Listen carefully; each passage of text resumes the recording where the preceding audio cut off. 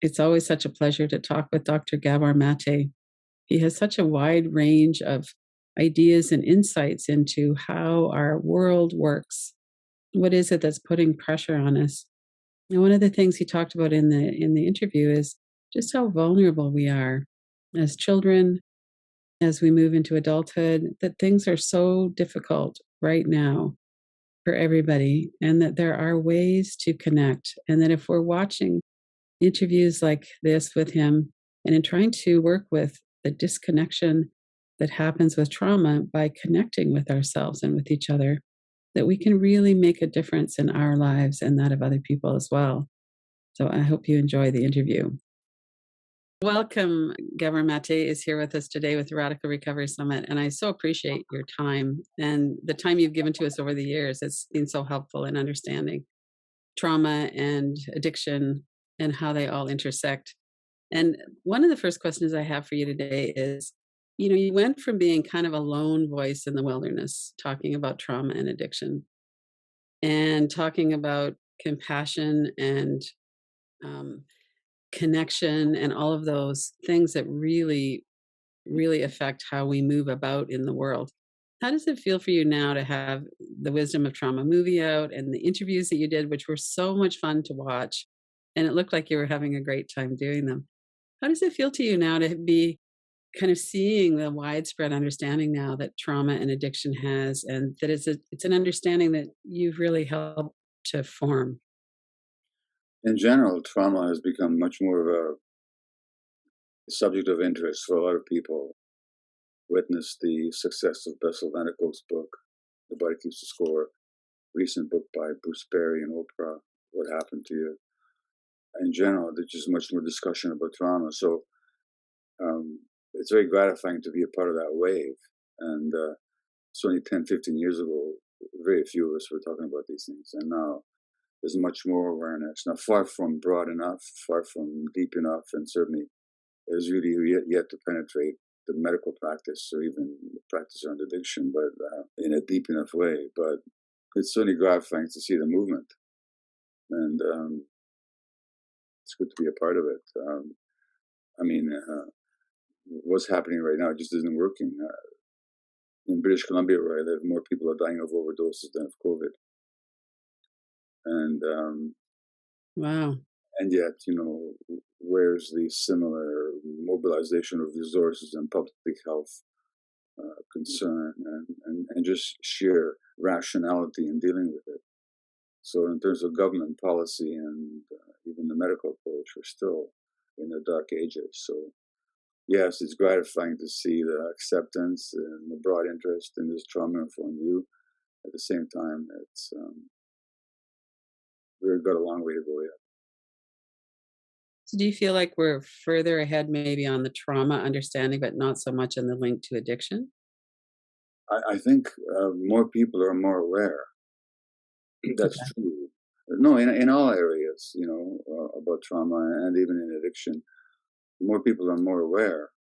More physicians, more practitioners, more clinicians, more psychologists are more aware. But institutionally and policy-wise, we're still far behind the curve. I mean, we're far behind the research, far behind the intuitive understanding that a lot of people have.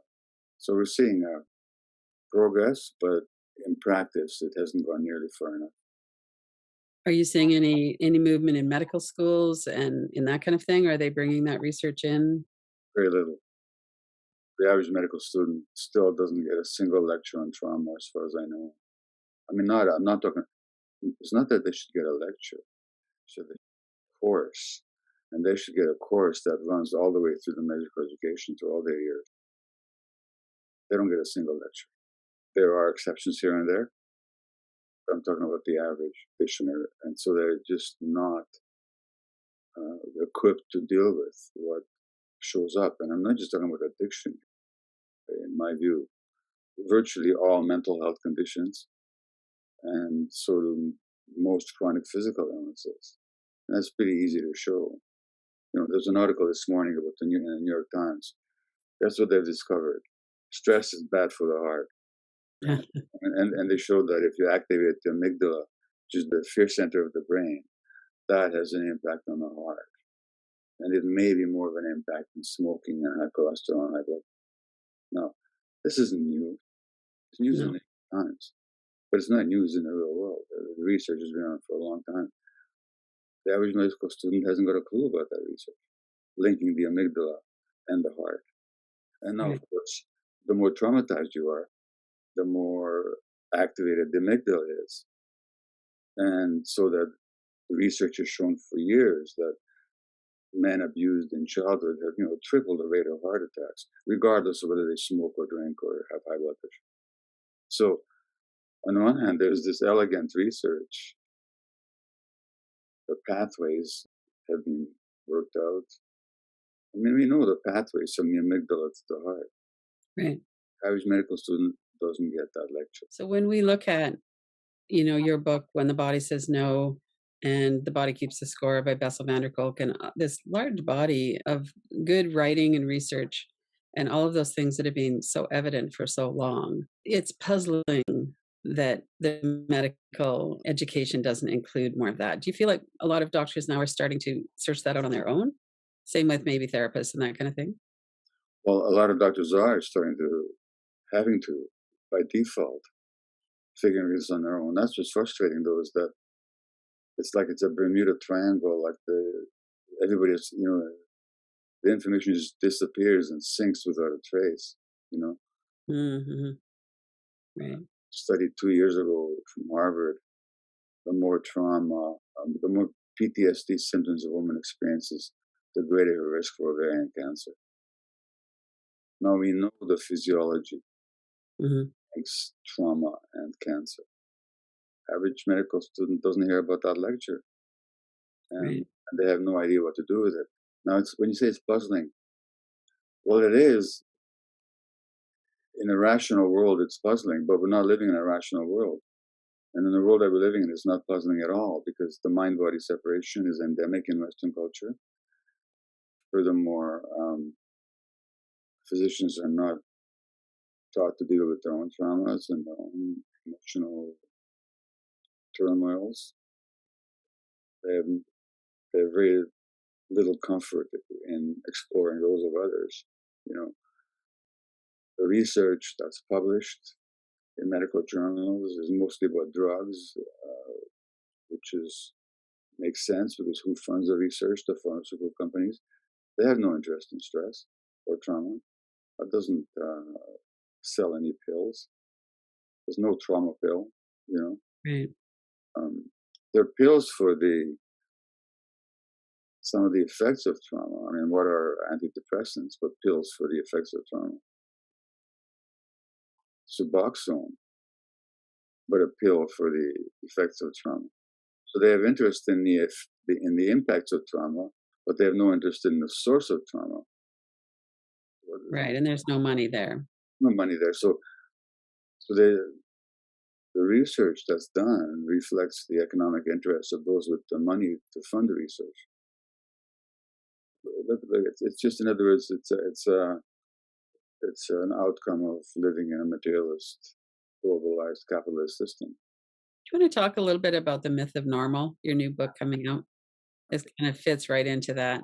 Can you describe a little bit about what you're talking about there? Yeah, just as you say, it goes right along with what I've just been saying. So the argument, and I don't talk too much about the book because it doesn't come out till September the 13th. So, but it's done, and essentially what I'm saying is that what is normal in our culture. Well, let me give you an example, extreme example, but it's illustrative. Adolf Eichmann was the SS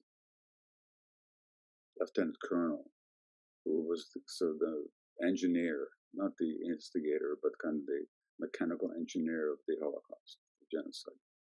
He's the one that came to Hungary and to Poland and arranged for the transport of Jews and Roma and others to the death camps. Right. So when he was tried for war crimes, Hannah Arendt wrote a very famous account of the trial called Eichmann in Jerusalem. And Arendt reports that several psychiatrists examined Eichmann before the trial, and they all pronounced him perfectly normal. But his relationship to family and society and his parents are all admirably normal. So, well, if that's normal, then Right. what does that tell us about the relationship of health and natural ways of being to normality? In other words, in our society, what I'm saying is in our society is considered to be normal is neither natural nor healthy. Right. And what is considered to be abnormal, like mental illness or physical illness, are actually natural responses to abnormal circumstances. So that abnormality is not in the disease, so called, but it's in the culture that generates the disease. Right. That's the myth of normal. And the myth fundamentally is that what is normal is natural. It's the way it has to be. It isn't. What is the norm in this society? Not natural. It's not healthy.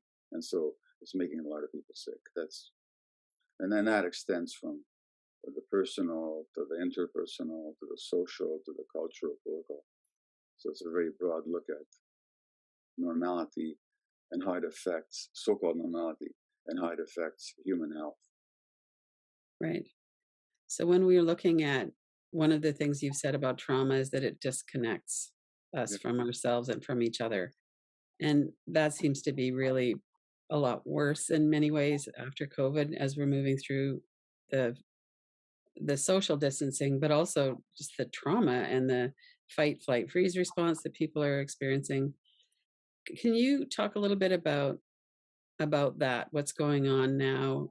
It just seems like things are getting so much worse. There's so much polarization, the rise of authoritarianism, and can yeah. you reflect a little bit upon on that? COVID hasn't caused things as much as it has revealed them.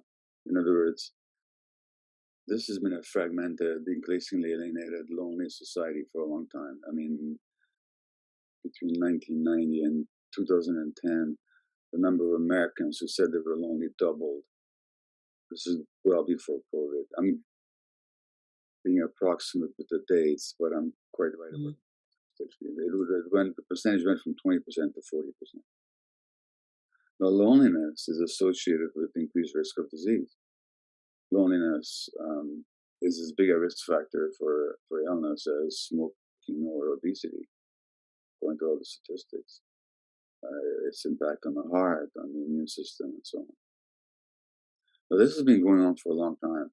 Nothing to do with COVID. It has to do with um, neoliberal economics and the way that social um, institutions and organizations have become less and less cohesive and more fragmented. People are more on their own.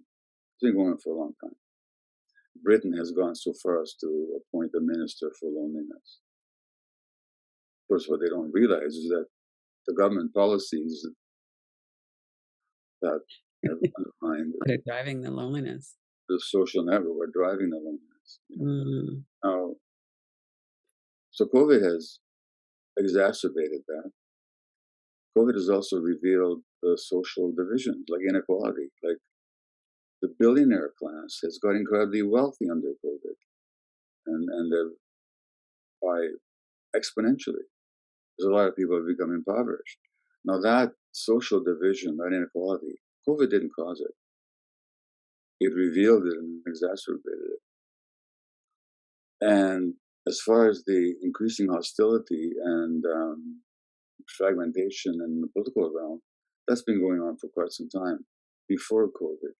But again, COVID has exacerbated it and revealed it so that you have this odd situation where people can't talk to each other civilly about a medical issue. That vaccines have become in some people's minds, a major political barrier to communication. And it's interesting. I mean, I know people that work with me, otherwise rational people. In my view, they can't think rationally about the vaccines. yeah, I know some too. They can't. Yeah. Otherwise, you know, and to me, that speaks to a deep underlying distrust, which I think is trauma based, actually. Right. So I think COVID has, and of course, domestic violence has gone up under COVID. More children are showing up in the emergency ward with injuries as a result of domestic violence. But COVID is not causing that. In families that were cohesive and fairly together, COVID has only created more togetherness, Right. more functionality. So it all Hmm. depends on who it hits. But it has revealed the fault lines in a very fractured society. So when we look at traumas disconnecting, whether people grow up and they just can't stay present, so they dissociate, or that feeling of there's something wrong with me, it's my fault, all of those things. And then we move into adulthood. And then we have something like COVID comes along and all the economic disparities and racism, everything else. So there was an interesting article in the New York Times a week ago, Saturday, um, about some town in the U.S. where it's been a big hubbub about mask mandates. Hmm. And the people against the masks, they profiled one person. They talked about how she was traumatized as a child, and then she's an evangelical Christian, so that we talk about LGBTQ rights and racial issues. They feel threatened because they have so little to start with. And now they think that these people are threatening their way of life and their values. And they're so identified with an image of a good America that to talk about slavery and racism threatens their self image. And then COVID comes along. Now they can fight back. Right. Now they can say, no, you're not going to push us around any further. We're going to assert ourselves and we're not going to have a mask mandate in our community. Right.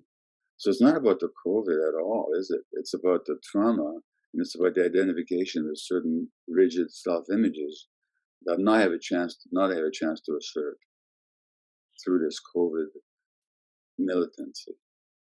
Right. Now, there's been a lot of hostility on all sides in this COVID debate, or rancor, not even a debate. Right. Because in the debate, you're listening to other people's point of view, and Right. There's not a lot of that going on. Yeah. um, so there's been a lot of judgment by pro-vaxxers against anti-vaxxers. Not a whole Right. lot of passion. It's true. It's hard sometimes because it feels like a threat. It feels If like they would get vaccinated, I would be less likely to get COVID. So it feels like right. a So, logical kind of thing, even though it doesn't really so there's a stand natural, up. yeah. So there's a natural anger and reactivity there, but not a whole lot of compassion. At least with compassion, it might not change the situation, but at least I wouldn't be walking around with heavy-hearted rancor towards another human being who sees it differently. So how have you worked with that? You mentioned people that don't seem to have access to rationality around this. So how is it that you can keep your heart kind of open towards them? I have to work at it. I really do. I see the goodness in them. I see the wonderful work they've done in the world. I say, okay, on this one, we're just not going to agree. But I don't need to. But and you know what it is? I do notice in myself the tension in my chest when I think about them, when I speak to them. Well, that's my problem. And so one of the cardinal rules in the compassionate inquiry approach is whenever there's tension, it requires attention. So when there's tension in myself, I could sort of release that somehow by projecting it on the other person in my voice, body language,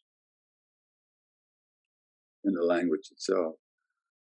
Oh, notice, well, this is tension in me. That's my issue. It's not they're not causing the tension. Nothing they're doing is causing my tension. That tension is mine. So that's where I can inquire compassionately into myself. Okay, what's happening for you here? Or you feel threatened, or you feel you're angry that you're not understood, or you just want to be right, or you're grieving the fact that you can't be together with this person on this one, and so that makes you angry. We can inquire into their perspective and where it arises from, but also into our own. Right. And as you were speaking, it occurs to me that they might be having many of the same thoughts and feelings.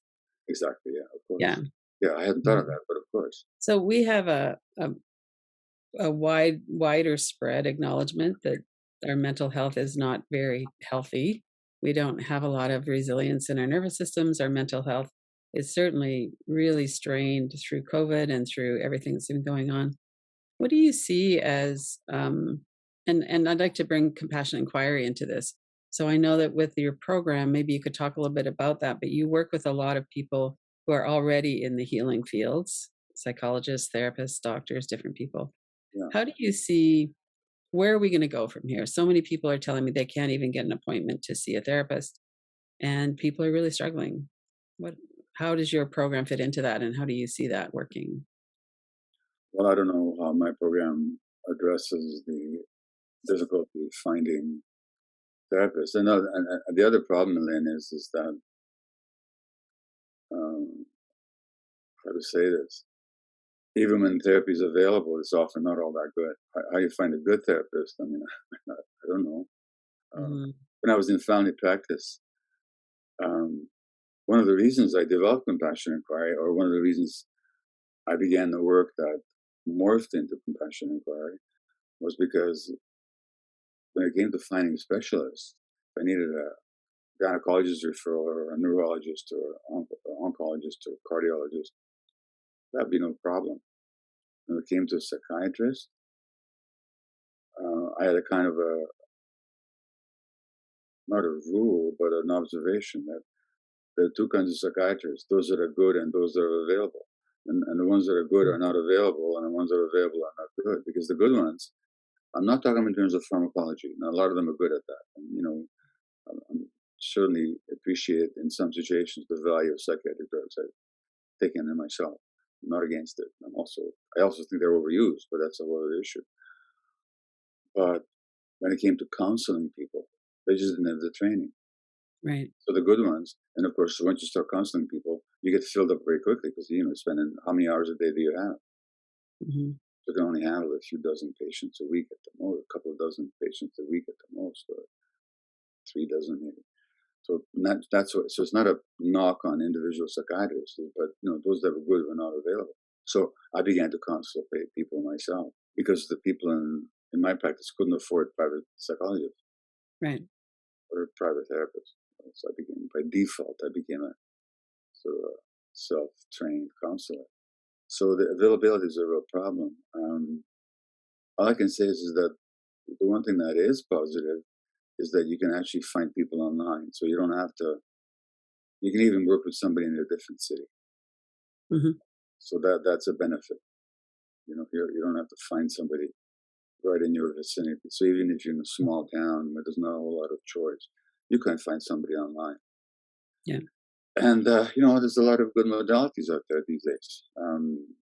Increasing number of good modalities. You know, there's my compassion inquiry, and people are trained in that. There's Dick Schwartz's internal family systems, and Peter Levine has trained a lot of people in somatic experiencing. Hmm.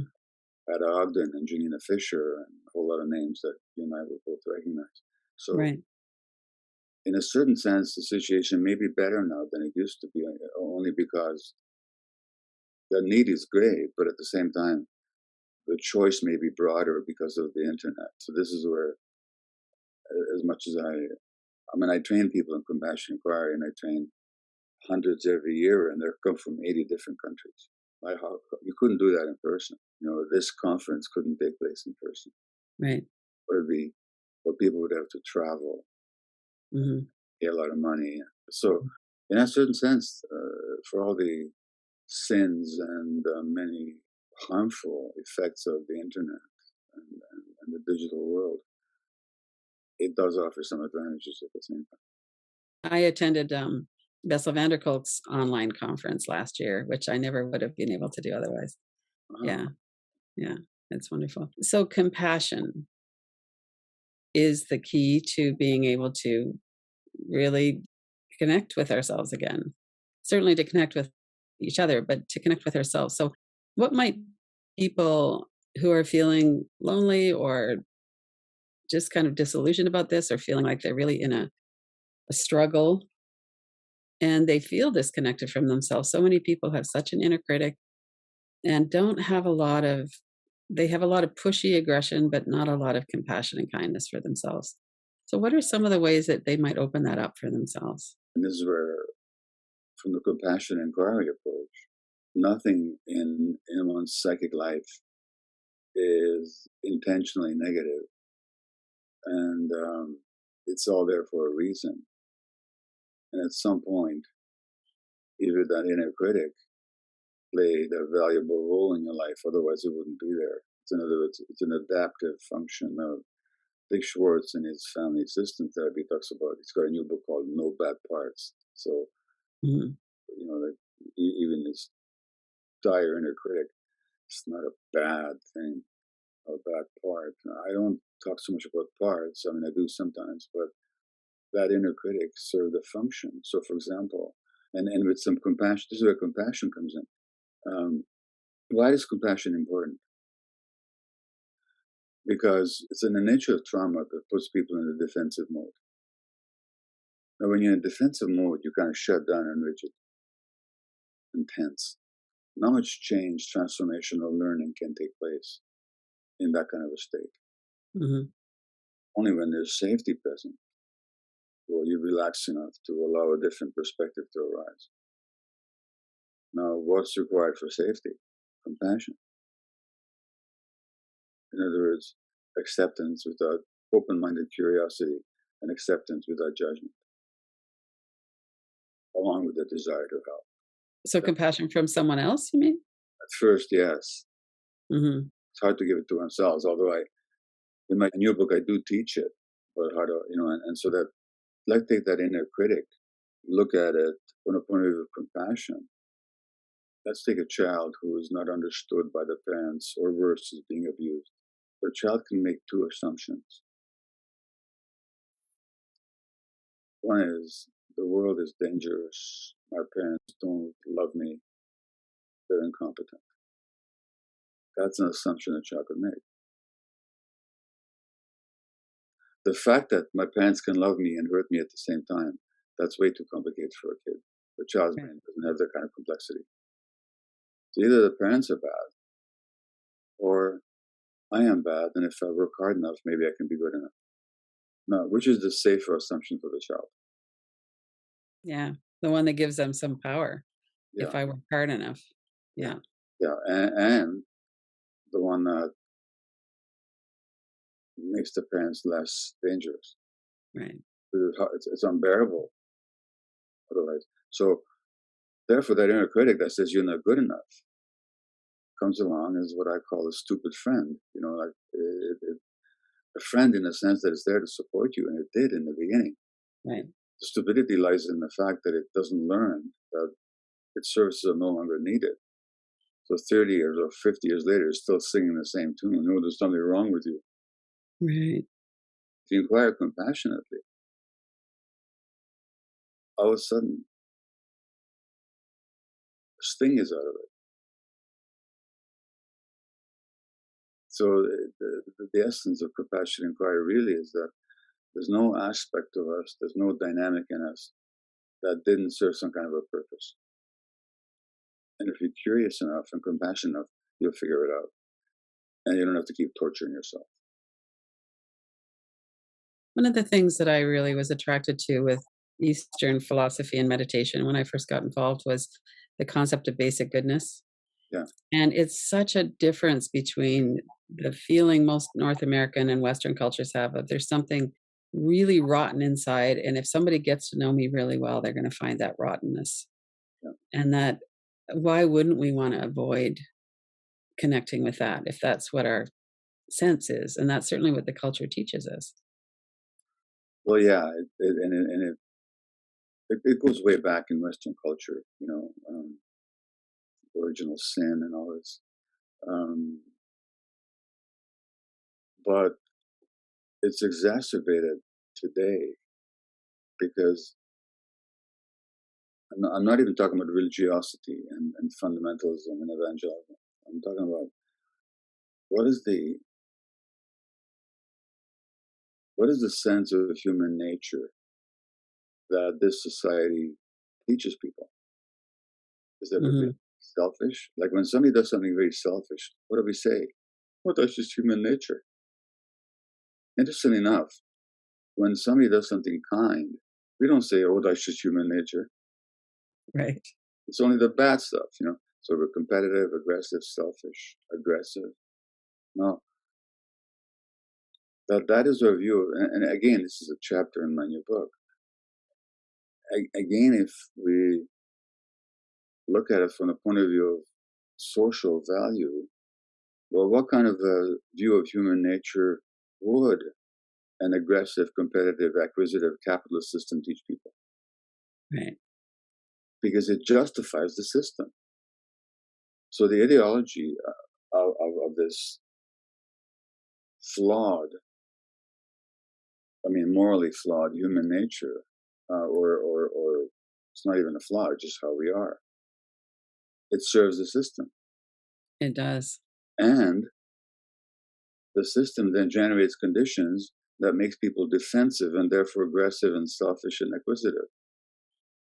So the system promotes values that it then profits off.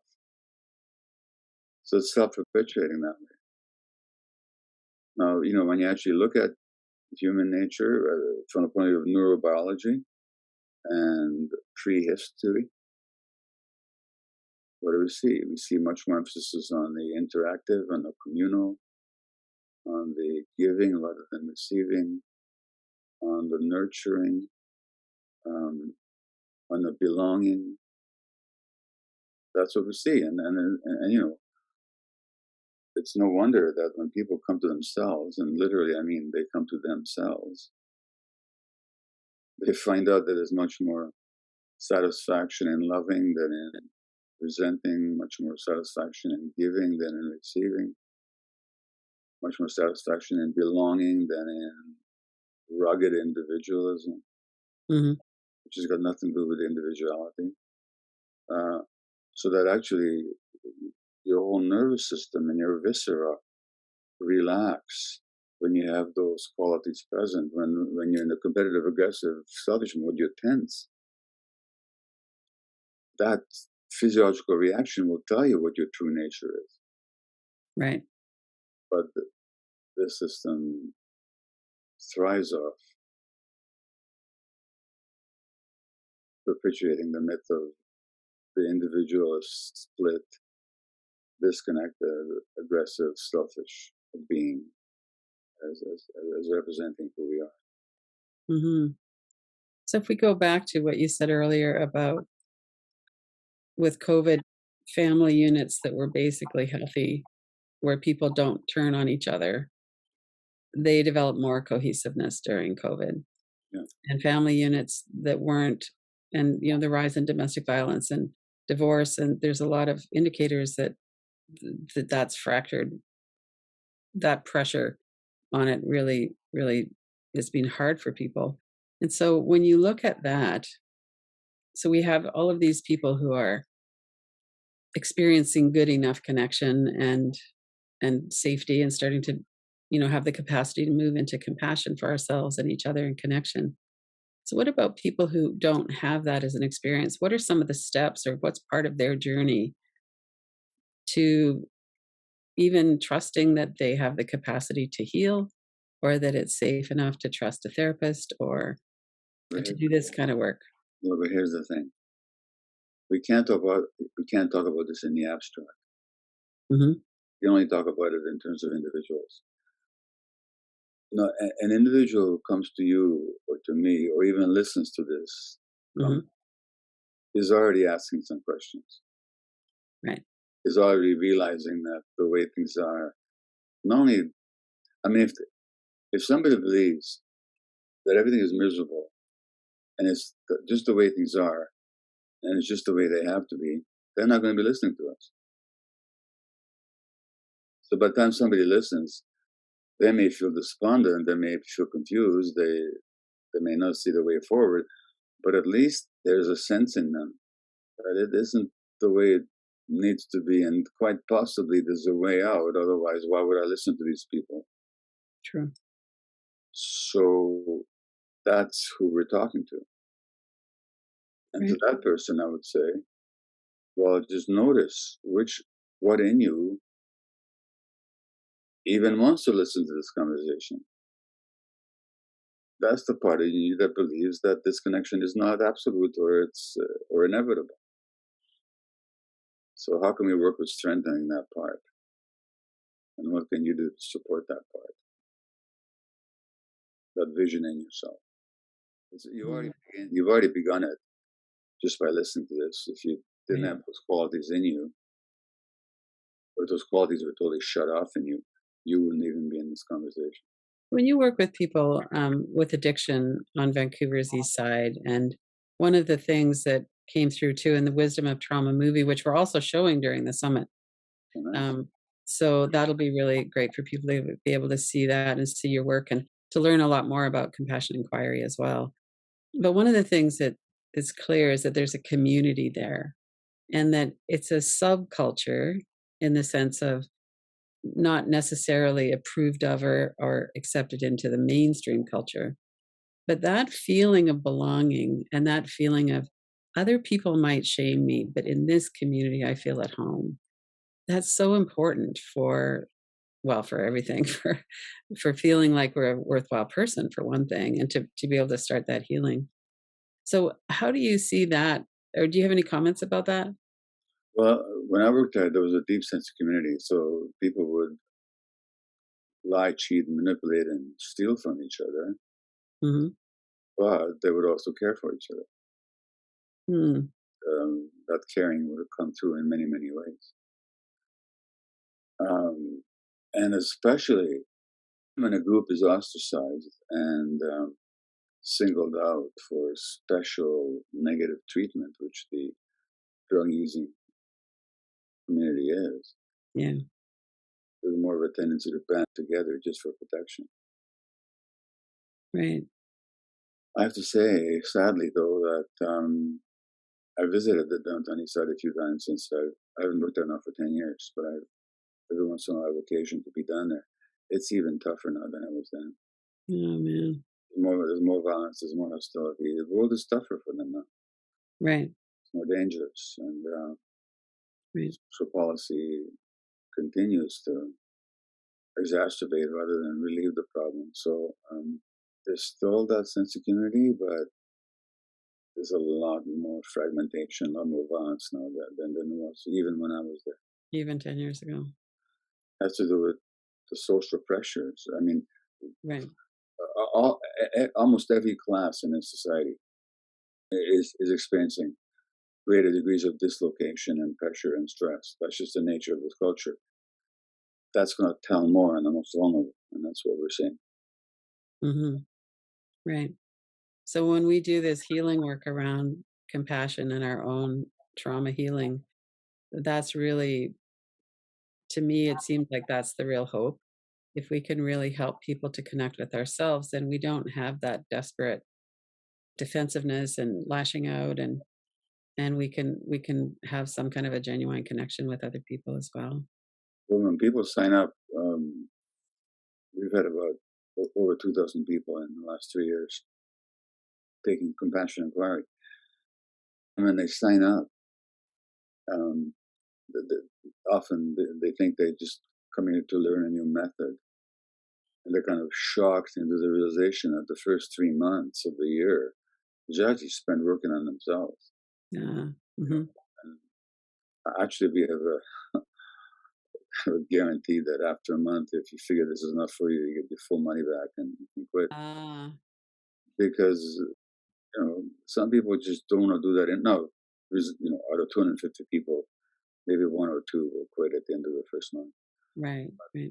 Um, But that is the approach that the most important work, and that doesn't finish at the end of 3 months. It continues because Right. a lot of the time the teaching is when the client is this way or that way. What are you experiencing, and what's happening for you, and how are you showing up? Like the difficult client, Right. you even think of that phrase, the difficult client. Who's having the difficulty? Right. The therapist. The therapist is having the difficulty, Yeah. but the Right. label of client. So that means there's something in us is frustrated or puzzled or confused or angry or something. But who needs to work that one out? Hmm. We do. So very much the emphasis is on the ongoing inner process of therapist. And compassionate, by the way, not why am I doing this, but Right. why am I doing this?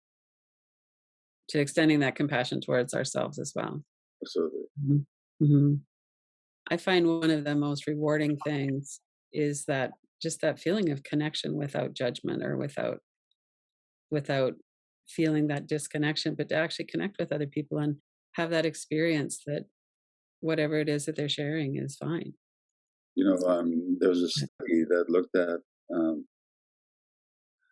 heart and what can I say, energetic waves that were being released from the heart. There's been a therapist and a client, and they were both being scanned. And when their energy waves were in congruence, they also reported that they both felt better and more connected at that time. Uh-huh. Interesting. Now, most interestingly, the congruence happened more when the therapist was listening rather than when the therapist was talking, Right. which is what you'd predict. But electromagnetic radiation going along with that psychic convergence. Mhm. So it's satisfying on a heart level. When you're working with somebody, and in the movie, people get to see examples of that, Yeah. what's going on with you as you're working with somebody? What's going on with you internally? I don't much engage with myself when that happens. It's pretty intuitive for me. But I do know, but I am aware enough so that if I'm feeling tension, to pay attention to it and not to try and push through it, but to actually sort of relax a bit and say, oh, well, what's going on for me here? But that takes a second. Right. There's not a deep analysis at that moment. I can analyze later, but Mhm. it's just sort of be intuitively there, being intuitively present and noticing when there's tension and then not trying to push through that by trying to project something on the client. So fundamentally, it's just, but also what's going on for me is I have tremendous trust in the process. Right. I just really trust that something's going to happen. I don't have to make it happen. Like, I don't know Mhm. in the beginning what's going to happen, and I may not know half a second or half a minute what I'm going to say half a minute later. Mhm. I just trust that the right words or the right demeanor will emerge in response to what the client is presenting with. So I trust myself and I trust the client's process that they can handle whatever arises. So I say presence and trust. Those are the and attention. Presence, Mhm. trust, attention. Uh, Ideally, now does it always happen? Of course not. But when I'm on my game, if I can put it that way, Mhm. those are the qualities that are present. So if we were to bring that dynamic to a family gathering and you're paying attention and you're present and you feel you're getting tense, that's something that everybody could do. Well, yeah, and my family will tell you very accurately that I'm a whole lot better at doing this with clients than I'm with my family. Of course we Yeah. can. On the other hand, I have to tell you, when I'm able to bring those qualities to my interactions with my spouse or my children, it changes the dynamic.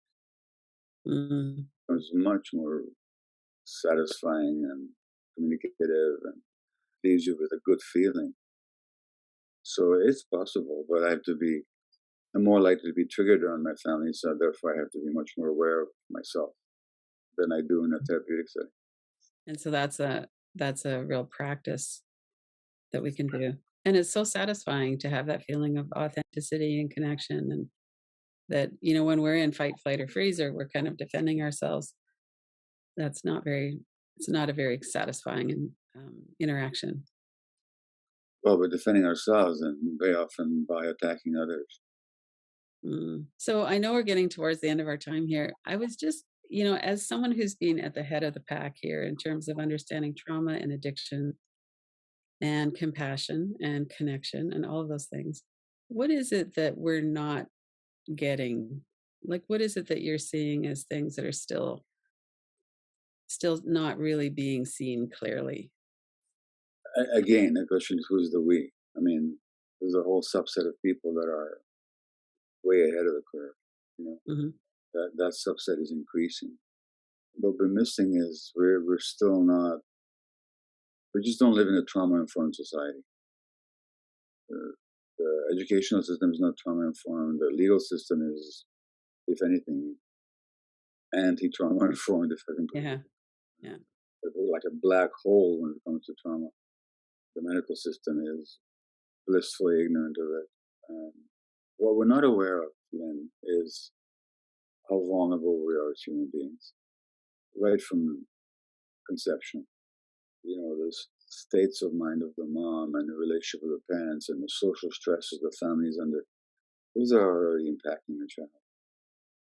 Parenting practices, we so often hurt kids instead of help them in the name of getting the right behavior. And the educational system promotes competition rather than collaboration, um, valuing of achievement rather than valuing of human worth, so that we're just not aware of how vulnerable human beings are and then what our needs actually are. I would say that's the biggest lack. Hmm. Thank you so much for talking with us. So people can get a hold of you at your website, drgabormate.com, and at compassionateinquiry.com. And you are everywhere on the internet, so people can listen to a lot of your interviews and read your books, and we can educate ourselves. I've learned so much from you over the years, and I Wow. really appreciate that. Thanks for saying so. And yes, and I'm really excited about the book coming out. I was just mentioning that the compassion inquiry training starts 3 times a year. People can check that out. February and May and September, we have 3 cohorts a year. And there's a short course that people can get that they don't have to sign up for the course. It's much less expensive and self-study. And I have all kinds of online events that people can check out at my website as well. So, and thank you for the interview. It's always a pleasure to speak with you. It's always nice to speak to you too. Thank you so much. This is Lynn Fraser with the Radical Recovery Summit. We have an exciting lineup for our 5th annual, including Dr. Gabor Maté as our keynote speaker. Head on over to radicalrecoverysummit.com to learn more and watch the interviews.